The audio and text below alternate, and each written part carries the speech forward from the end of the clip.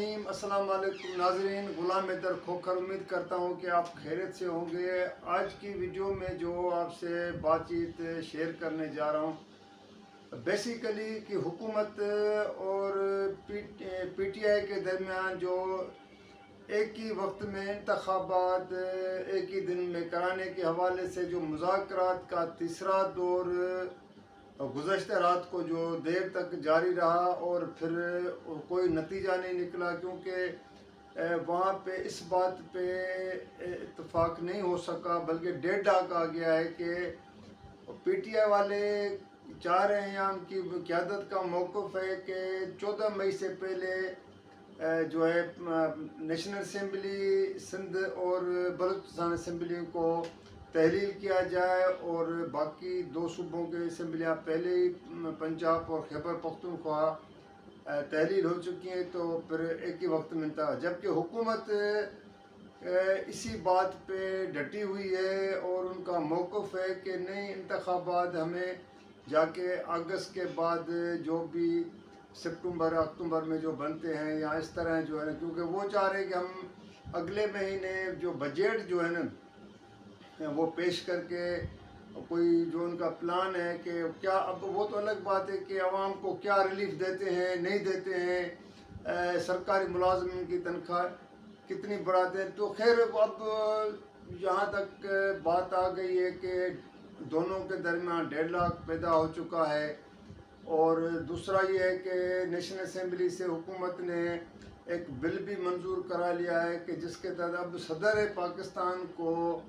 जो इलेक्शन के हवाले से तारीख देनी होती, डेट देनी होती है, वो भी इख्तियारात उसे वापस ले ली गए। जबकि पीटीआई की जानिब से सुप्रीम कोर्ट में भी आज सुप्रीम कोर्ट रजिस्ट्रार के पास रिपोर्ट जमा कराई गई है, जिसमें उन लोगों ने बताया कि जो हमारे सोर्सेज ने बताया है कि रिपोर्ट में ये कहा गया है कि तीन दिन मुज़ाकरात के दौर है, तीन दौर हुए, और उसमें इसी बात पे जो है इत्तेफाक नहीं हो सका है। हुकूमती जो इत्तेहादी जमातें हैं या हुकूमत में जो लोग शामिल हैं वज़रा, वो इस बात पे डटे हुए हैं कि इंतखाबात एक ही दिन में कराने, लेकिन वो भी अगस्त के बाद जाके कराने, जबकि पीटीआई का मौक़िफ़ है। और ज़राए का ये कहना है कि पीटीआई वालों ने ये भी उसी में दरख्वास्त में मौक़िफ़ इख्तियार किया गया है कि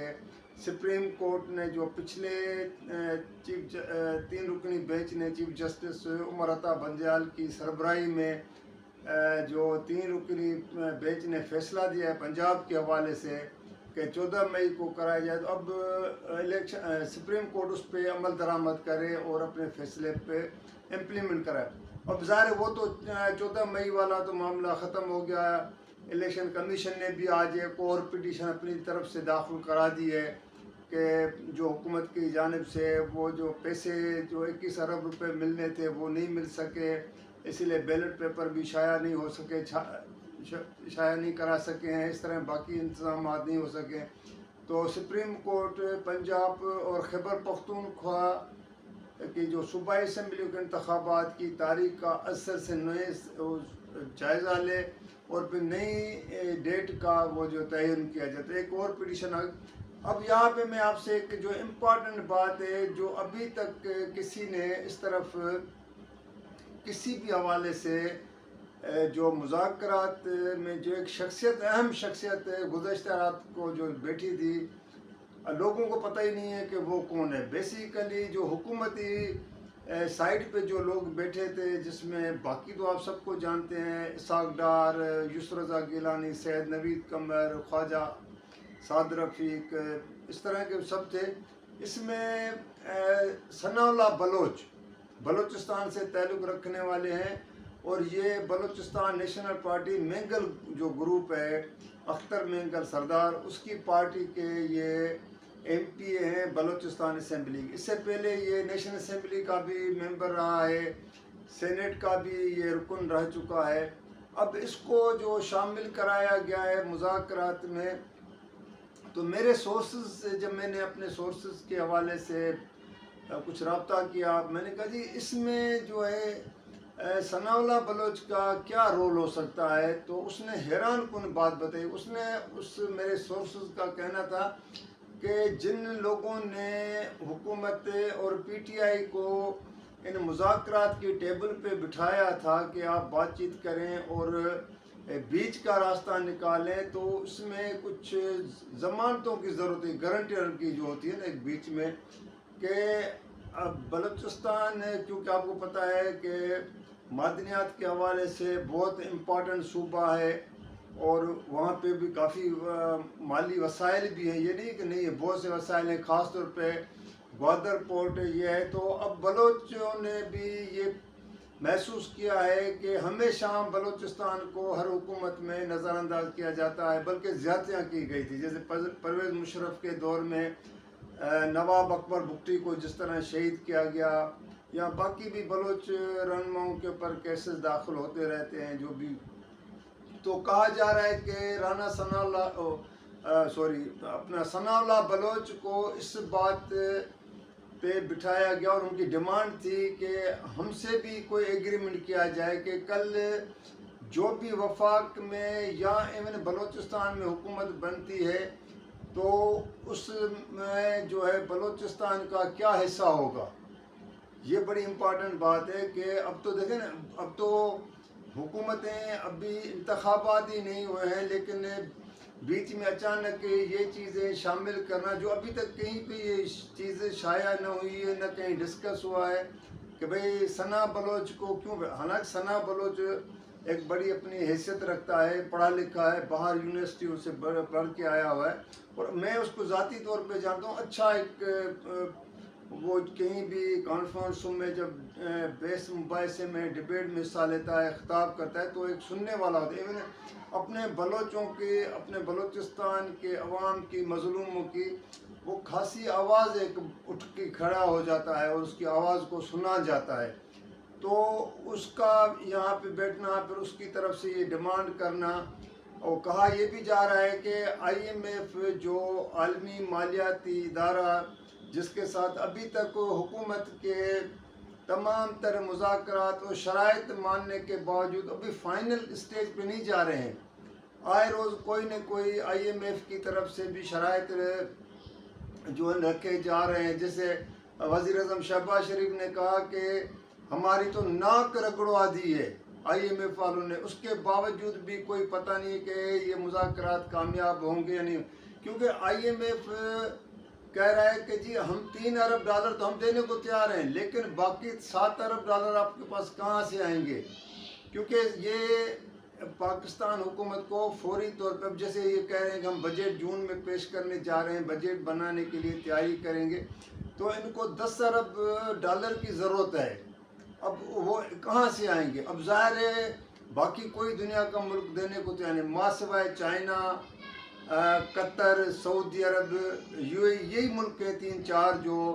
पाकिस्तान को तो, लेकिन उनकी भी डिमांड है कि भाई अगर हमसे पैसे लेने हैं, डॉलर की शक्ल में लेने हैं, तो हमें हमारी डिमांड है। चाइना ग्वादर पे नज़र रख करके बैठा हुआ है। चाइना चाहता है ग्वादर का पूरा कंट्रोल हमारे पास हो। इस तरह सऊदी अरब ने, जो मेरे सोर्सेज ने, ज़राए ने बताया है कि PSO पाकिस्तान स्टेट ऑयल की 60% 50% उसके शेयर्स की जो है ना उसकी डिमांड कर दी हमारे हवाले के। इस तरह कतर ने जो है वो पाकिस्तान के तमाम एयरपोर्ट्स के कंट्रोल जो है ना वो डिमांड करें कि वो हमारे हवाले के इंतज़ामी कंट्रोल हम उसको जो है ना ऑपरेट करें। तो कहने का मकसद है कि हुकूमत इतनी फंस चुकी है, तो इसलिए वो जो IMF के जो नुमाइंदे या जो सरबराह जो भी मुज़ाकरात कर रहे हैं पाकिस्तान का,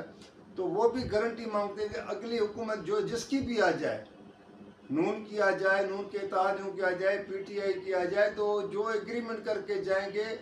उसको इम्प्लीमेंट करेंगे, उस पर अमल करेंगे। ये ना हो कि कल कोई हुकूमत आके फिर वो जो है उस मुआहदों से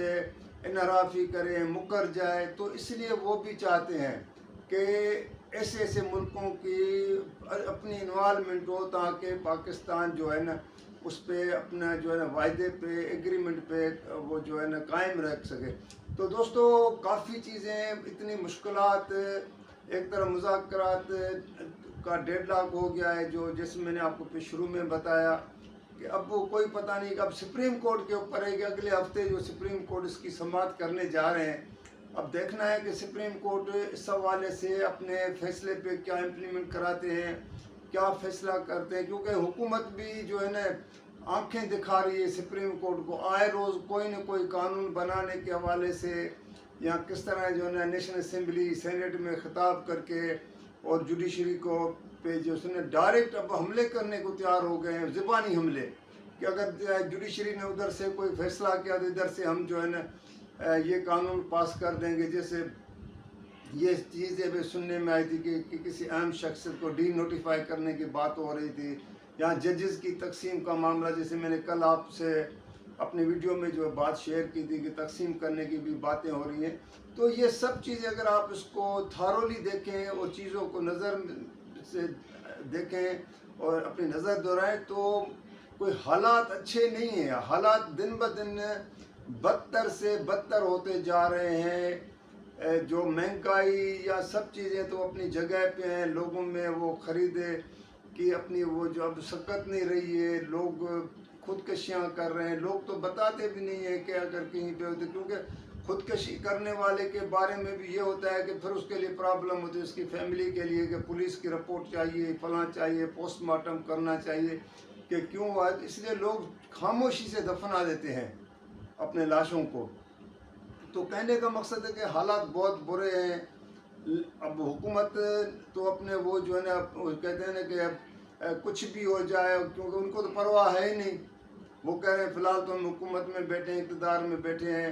और सबको आंखें दिखा रहे हैं। तो दोस्तों, अगर ये मेरी वीडियो आप लोगों को पसंद आए तो आप इसको लाइक भी कीजिएगा, शेयर भी कीजिएगा,